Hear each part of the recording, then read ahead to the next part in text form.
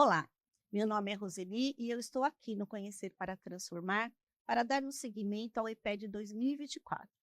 Lembrando que EPED significa Espaço Permanente para o Estudo do Divinismo ou Divino Monismo. E aqui eu destaco o quanto é importante conhecermos mais as leis divinas que regem o universo infinito. Sabermos de onde viemos, o que estamos fazendo aqui e para onde vamos. Enfim, conhecermos o verdadeiro propósito da existência para que possamos conduzir as nossas encarnações com mais sabedoria e com menos sofrimento. Estamos estudando a obra de Oswaldo Polidoro. Lembrando que esse autor escreveu vários livros, todos trazendo verdades divinas. Alguns dos seus livros são mais conceituais, e aqui eu destaco o Evangelho Eterno e Orações Prodigiosas. Outros contam a história de espíritos, narrando seus erros, seus acertos, alegrias, sofrimentos e, principalmente, a relação direta entre comportamento e merecimento. Hoje, eu convido você para embarcar comigo nessa aventura de conhecimento e emoção. Vocês vão perceber que, como é um filme, uma série ou uma novela, nós vamos acompanhar as peripécias, os erros, os acertos, a queda e a ascensão de alguns personagens. E mais do que num filme ou numa série que se restringe aos acontecimentos de uma única encarnação, nós teremos acesso a séculos de história de um mesmo personagem. E se formos espertos, vamos incorporar esses ensinamentos na nossa vida prática. O título do nosso livro já fala por si, Verdades Imortais, ou seja, ele contém aquelas verdades divinas, que por serem divinas, são eternas, perfeitas e imortais. E, portanto, valem para todos em qualquer tempo e lugar. Por quê? Porque elas respondem àquelas questões fundamentais. De onde viemos, o que estamos fazendo aqui e para onde vamos. São questões que dão sentido à existência, ensinando o quê? Que temos origem em Deus, que a nossa meta é desabrochar as virtudes divinas que temos dentro de nós e que um dia voltaremos a Deus em estado de plenitude. E ainda mais, ensina quais são as regras, as estratégias, o que e como fazer para alcançarmos esse objetivo, que é a cristificação, que é o desabrochamento das virtudes divinas. No livro, nós vamos acompanhar a trajetória dos personagens no tempo e no espaço e verificar na prática os impactos que ignorar ou desrespeitar essas verdades podem gerar. Mas, afinal, vocês devem estar se perguntando, né? Que verdades são essas de que o livro trata? Então, vamos lá. Ele ensina que Deus não é um homem sentado num canto do universo, mas que é, sim, a suprema essência de tudo, aquela força inteligente, criadora e equilibradora do universo. Ensina mais. Ele ensina que tudo o que existe e preenche o universo infinito tem origem em Deus, é por ele sustentado e a ele deve retornar. Não existe nada fora de Deus. E, principalmente, que o princípio age através de leis eternas e perfeitas, que garantem esse equilíbrio. São leis que regem a evolução dos espíritos e da matéria. Então, não há milagres, não há mistérios. São leis agindo sobre os elementos e produzindo fatos.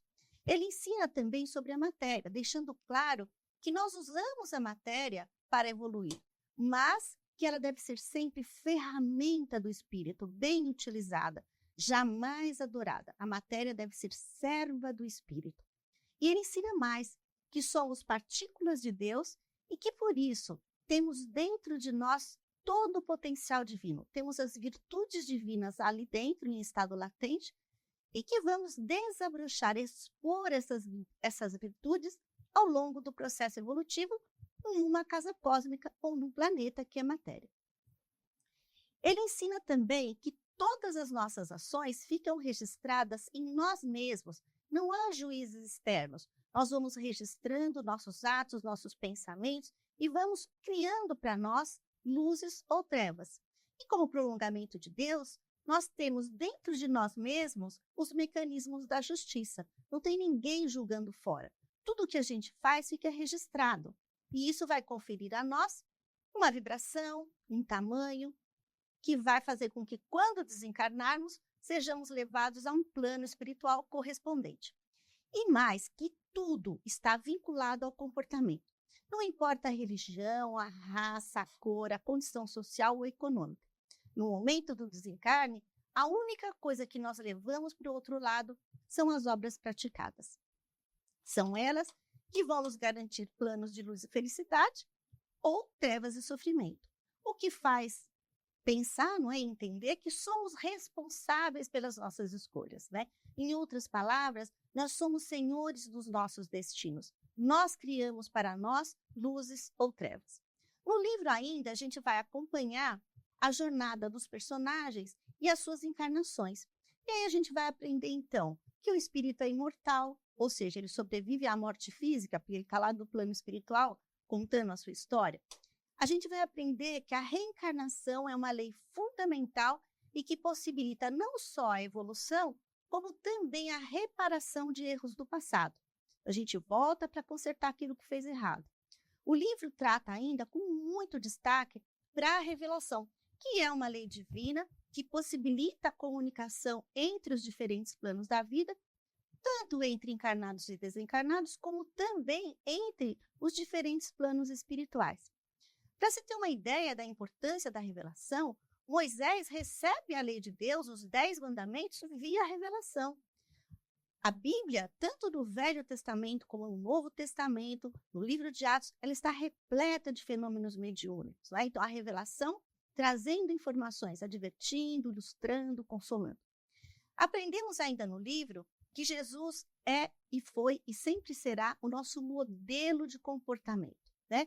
Ele já era um espírito cristificado, ou seja, aquele que já tinha suas virtudes divinas desabrochadas, e era, portanto, um médium sem medida. Teve a sua vida toda pautada na revelação, desde a sua concepção mediúnica, a sua vida pública e também o seu desencarne, né? Então, ele tem o tempo inteiro, Jesus está ali praticando a revelação.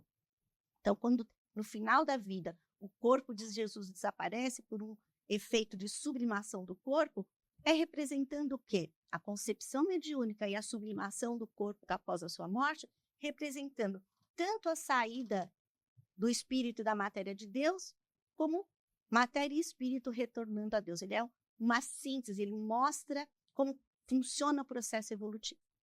Ainda falando das verdades de que o livro trata, encontramos um destaque importantíssimo na lei de equilíbrio universal, que são os 10 mandamentos, e também para a justiça divina, né? Então, a gente vai ver que a justiça divina, ela é acionada em função da lei.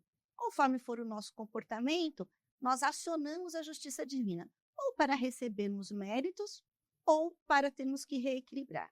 Então, gente, tudo depende única e exclusivamente do comportamento.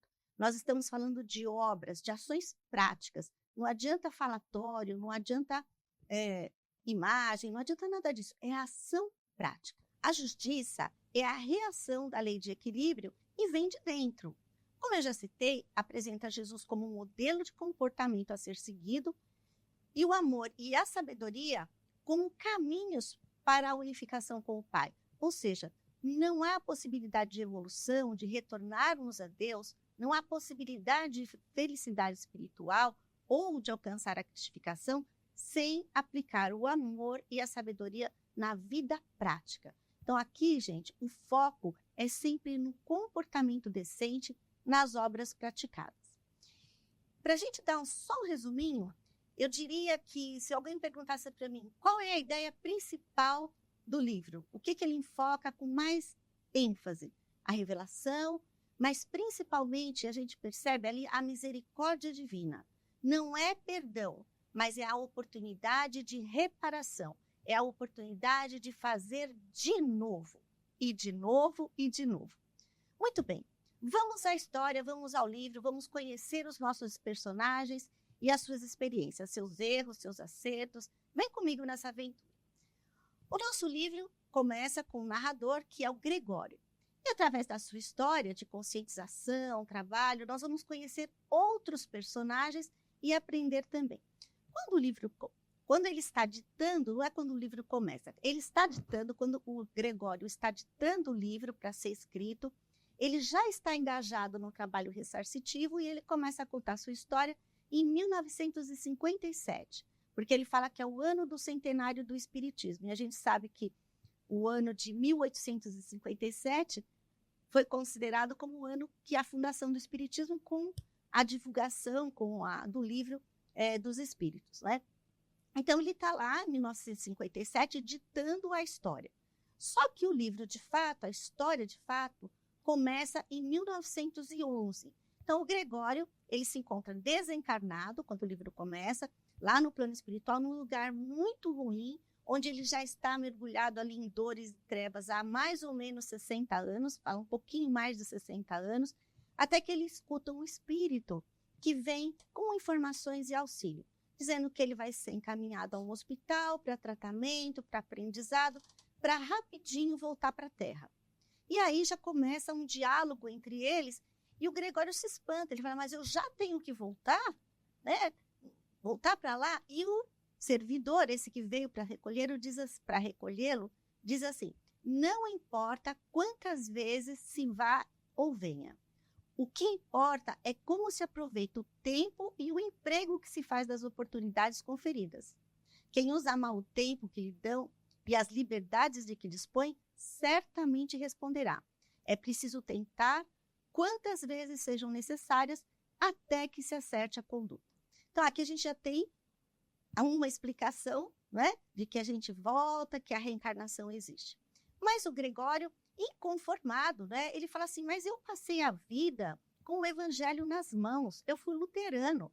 E o servidor fala para ele, olha, a verdade não é religiosa, não bastam as letras, não adianta você passar a vida lendo o evangelho, é preciso ações práticas.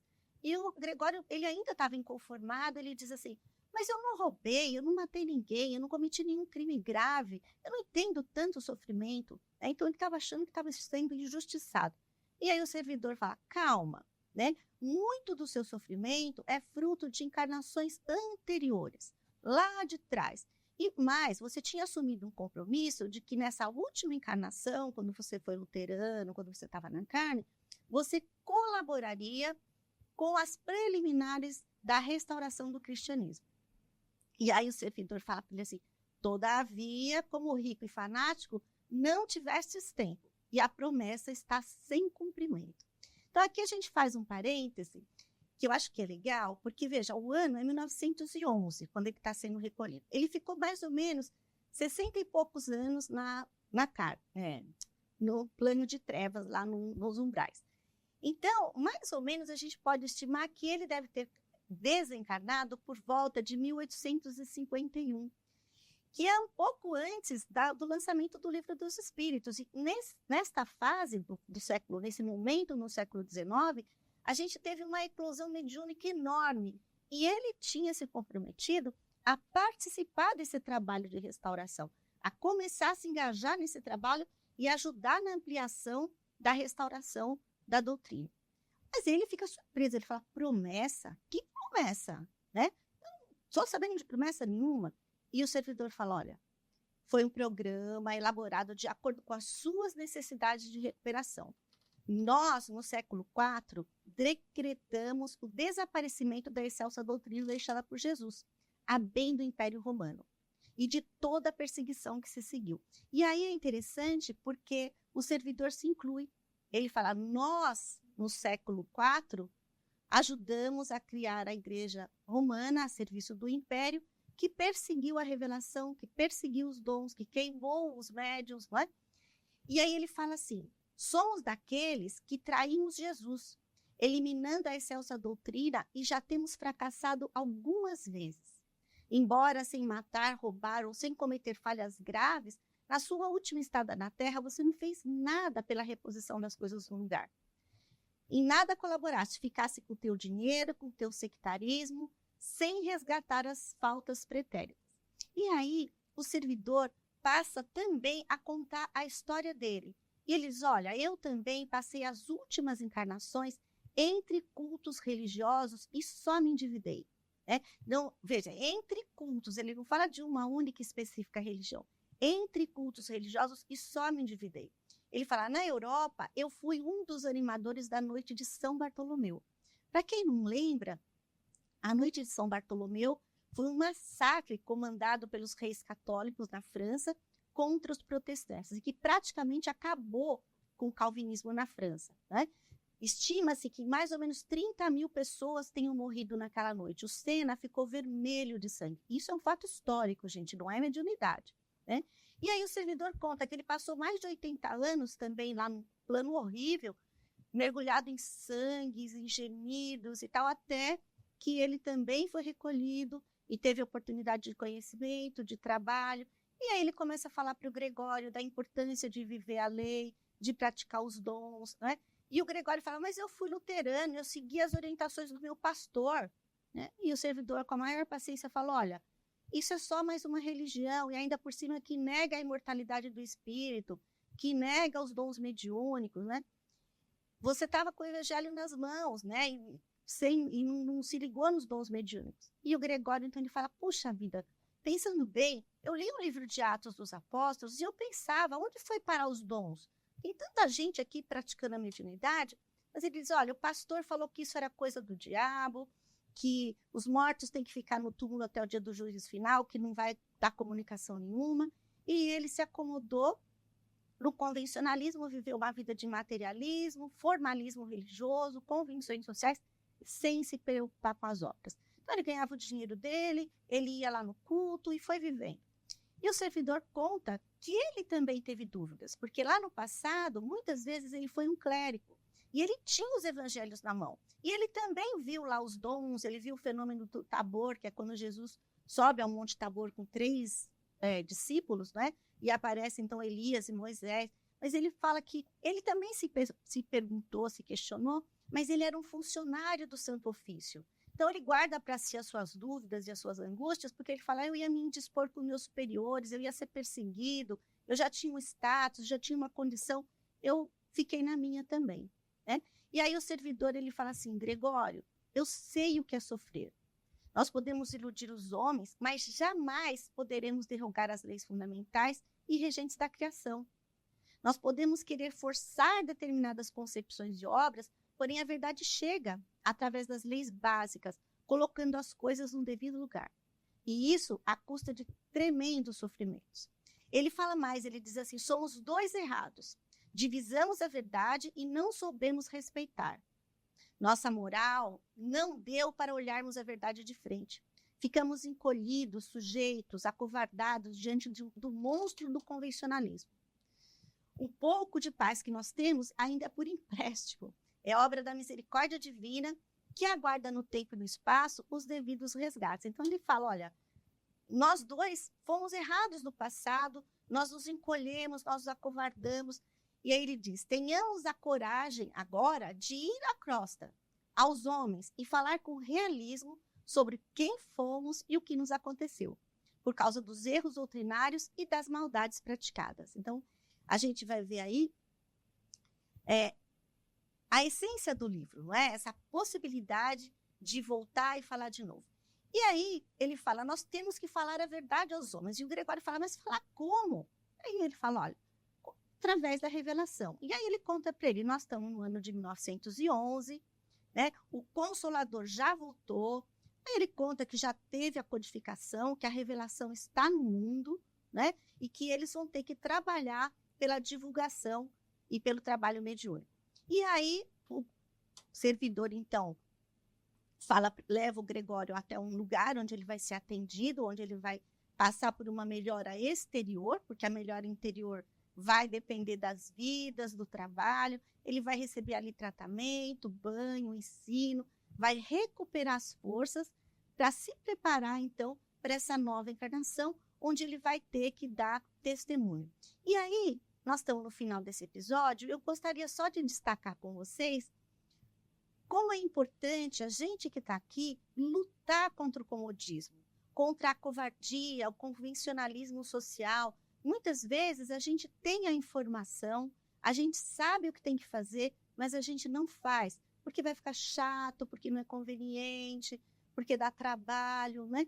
Então a gente vê aí o quanto é importante que nós realmente façamos aquilo que é bom e verdadeiro, né? Que nós sigamos o exemplo de Jesus de vivência da lei e de prática dos dons. Até lá, no próximo episódio nós nos reencontraremos. Tchau, tchau.